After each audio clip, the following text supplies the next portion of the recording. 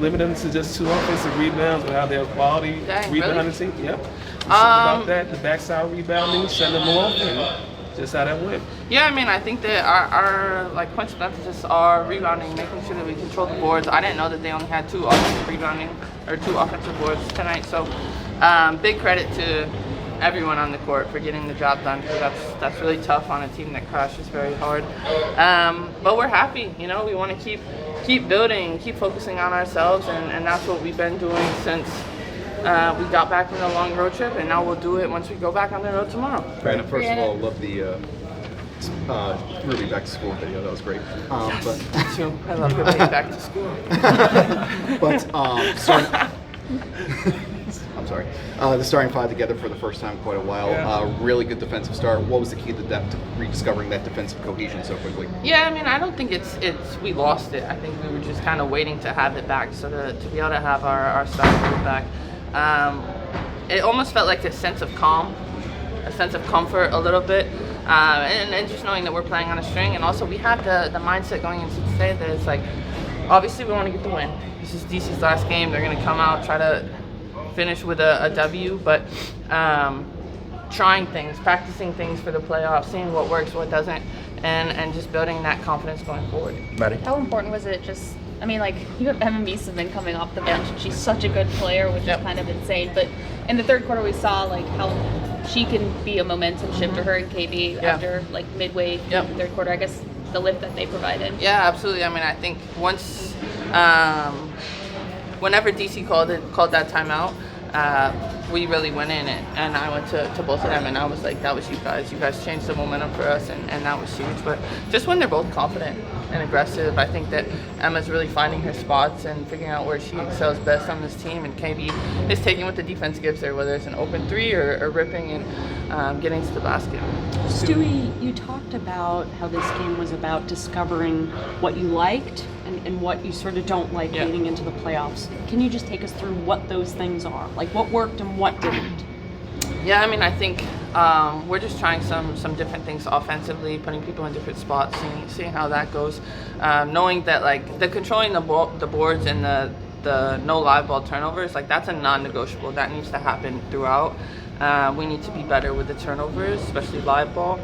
And then I think also defensively, just seeing what schemes work.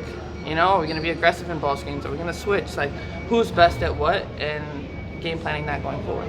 Stu, the offense started a little bit stagnant, and you guys were on the perimeter a bunch, but then Sabrina really started to find those cutters. Yeah.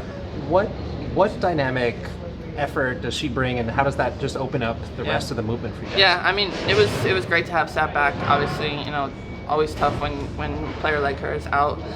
But I think what she brought us is just really people having to respect her everywhere she is, and a different scheme of fighting over a ball screen rather than under. But the way that she was hitting the pocket, she hit me on a few great dimes that I missed some bunnies. But just that kind of chemistry and awareness for the back cut, like, that's what we're going to be building going forward, and haven't had that in a little while. Yara had that big cheer from the crowd when her turn, and y'all wanted her to get that bucket. You talk about just that whole reaction there. Yeah, I mean, listen, Nee's a huge part of this team, and what is, like, the most exciting part is, you know, she's someone who's gone through injuries a lot. She knows what it is, but she continues to show up, and she continues to do whatever she can to get back on the court for the team. So even though tonight her minutes were limited, like, it was still just a big hurdle for her, but for all of us to be able to be there cheering her on, because she's worked so hard to get back. How would you assess the team's defensive efforts as you look to finish the season out strong, and what are the keys to getting back to that defensive identity, that championship level? Yeah, I mean, I think that honestly, it's been building. You know, even the losses on the road, like, we felt like second half of Valkyries, really Seattle, we were up and in, and playing on a string.